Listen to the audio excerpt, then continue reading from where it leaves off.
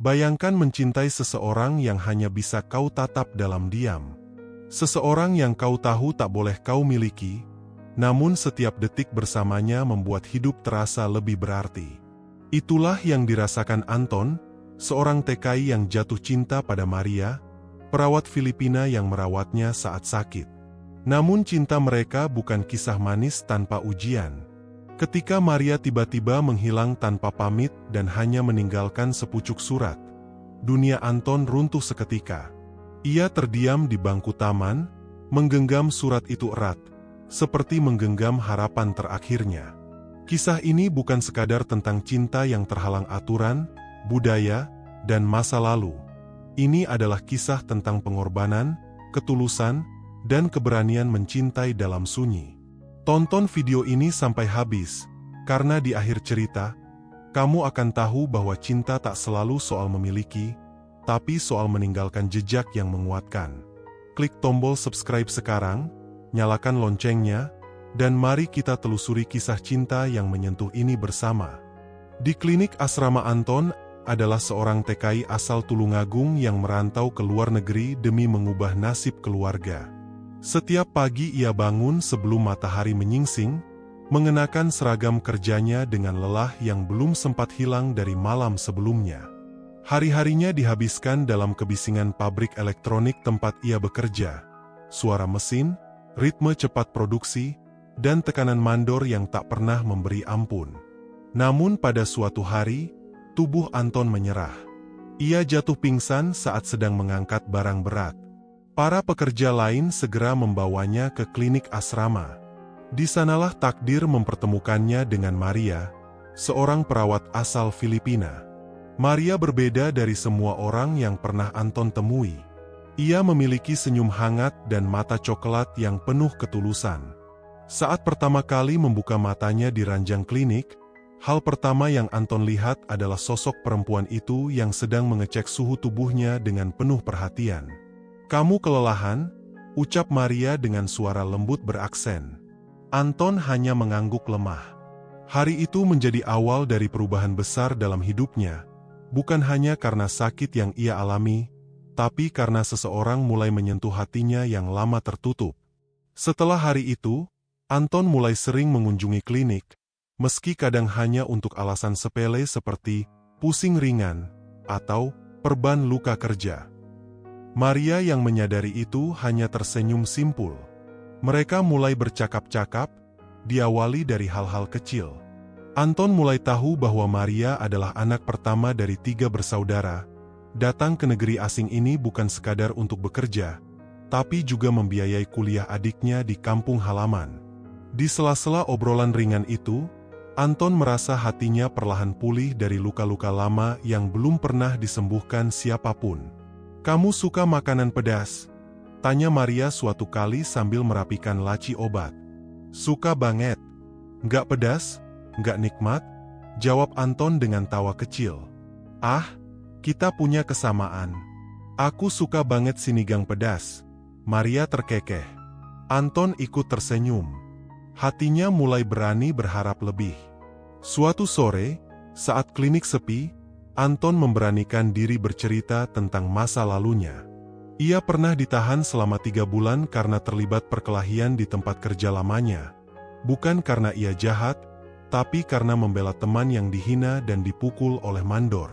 Luka itu membekas dan membuatnya tertutup sejak saat itu. Maria mendengarkan tanpa menghakimi, hanya sesekali mengangguk, dan menatapnya dengan mata yang penuh pengertian. "Saya bukan orang baik, Maria. Banyak orang lihat saya cuma dari catatan itu. Tapi mereka nggak tahu kenapa saya lakukan itu," ujar Anton, suaranya serak.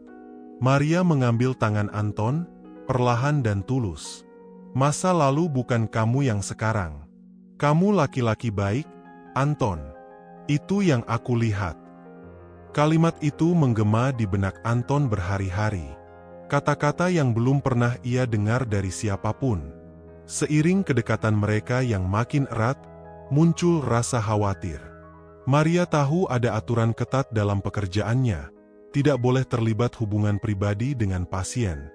Tapi hatinya mulai memberontak.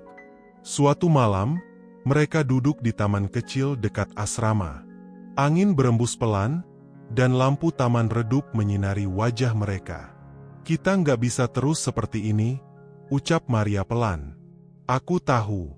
Tapi aku juga tahu, aku nggak bisa berpura-pura nggak sayang kamu." Maria menatap langit, mencoba menyembunyikan air mata. "Kalau sampai ketahuan, aku bisa dipindahkan. Bisa kehilangan semuanya." Anton menggenggam tangannya.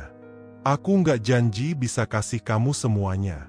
Tapi aku bisa jaga kamu, selama aku bisa." Rumor mulai beredar. Teman-teman Anton mulai membicarakan kedekatannya dengan Maria. Bahkan, supervisor asrama mulai memperhatikan gerak-gerik Maria di klinik. Suatu sore, Maria terlihat murung. "Aku dipanggil manajer besok," katanya singkat. Anton langsung merasa dada sesak. "Kalau nanti kamu dimutasi, itu salahku," ucap Anton.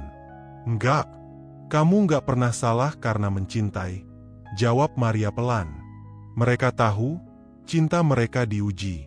Tapi justru dalam tekanan itu, perasaan mereka makin kuat. Setiap detik bersama terasa makin berarti, seolah waktu tahu bahwa kebersamaan mereka mungkin akan segera berakhir. Beberapa hari setelah Maria mendapat teguran dari manajer, Anton mendadak menghilang dari asrama. Rekan-rekannya kebingungan, termasuk Maria. Baru 2 hari kemudian, Anton kembali dengan wajah lebam dan tangan diperban. Ia diserang oleh mantan rekan kerja dari pabrik sebelumnya. Orang yang dulu menyimpan dendam karena Anton pernah melindungi teman yang dipukulinya. Masa lalu Anton datang membawa luka baru, tak hanya di tubuh, tapi juga di hatinya. Maria segera merawat luka itu, tapi lebih dari itu, ia ingin tahu apa yang sebenarnya terjadi. "Kenapa kamu nggak bilang dari awal kalau kamu masih diincar?" tanyanya dengan mata basah. Anton menatapnya dengan lirih. "Aku nggak mau kamu khawatir. Aku pikir aku bisa selesaikan ini sendiri." "Anton, kamu nggak sendiri lagi," ujar Maria sambil memegang wajahnya dengan lembut. Luka-luka itu menjadi saksi bahwa cinta mereka tak sekadar hangat, tapi juga dibentuk oleh kesakitan dan perjuangan. Setelah insiden itu, Anton berubah. Ia mulai aktif mengikuti kegiatan komunitas TKI di luar jam kerja, mengajar bahasa Indonesia bagi pemula, membantu teman-teman yang buta huruf menulis surat untuk keluarga. Ia tak lagi hanya memikirkan dirinya, tapi mulai tumbuh menjadi sosok yang bisa diandalkan. Maria memandang perubahan itu dengan bangga, meski mereka harus menjaga jarak agar tidak mencolok. Di klinik, mereka tak banyak bicara, tapi setiap tatapan mata, setiap senyum kecil saat bersinggungan tugas, sudah cukup menjadi bahasa rahasia mereka. Cinta mereka kini bukan soal pelukan atau kata manis, tapi soal keberanian menjaga satu sama lain dalam diam. "Kamu semakin kuat sekarang," bisik Maria pada suatu malam saat Anton datang untuk mengganti perban. "Aku belajar dari kamu," jawab Anton sambil menatap mata Maria sejenak, sebelum akhirnya berpaling dengan senyum kecil. Suatu pagi, Maria tidak ada di klinik. Anton mencari kemana-mana hingga akhirnya salah satu staf memberikan sepucuk surat padanya. Tangan Anton gemetar saat membacanya. Dalam surat itu, Maria mengabarkan bahwa ia harus segera dipindahkan ke negara lain karena kebijakan perusahaan. "Maaf aku nggak sempat pamit langsung. Tapi kamu tahu kan, aku selalu mendoakan kamu dari manapun aku berada." Surat itu membuat Anton diam membatu di bangku taman tempat mereka biasa duduk. Ia membaca ulang berulang kali, membiarkan setiap kata meresap seperti embun di pagi buta. Tidak ada janji pertemuan. Tidak ada kata, "Selamat tinggal." Hanya harapan yang menggantung di udara. Kepergian Maria seperti angin yang membawa separuh jiwanya. Namun Anton tidak tenggelam dalam kesedihan. Ia bangkit, dengan semangat baru. Ia melanjutkan kegiatan sosialnya, menjadi jembatan antara sesama TKI dan tenaga kesehatan. Ia tahu, cinta sejati tidak selalu harus memiliki, tapi harus meninggalkan jejak kebaikan. Setiap kali ia berjalan melewati klinik, ia teringat Maria. Tapi tidak lagi dengan kesedihan, melainkan rasa syukur karena pernah mencintai dan dicintai begitu tulus. Beberapa tahun kemudian, Anton kembali ke Indonesia. Ia menulis buku tentang pengalaman para TKI, kisah cinta, perjuangan, dan harapan.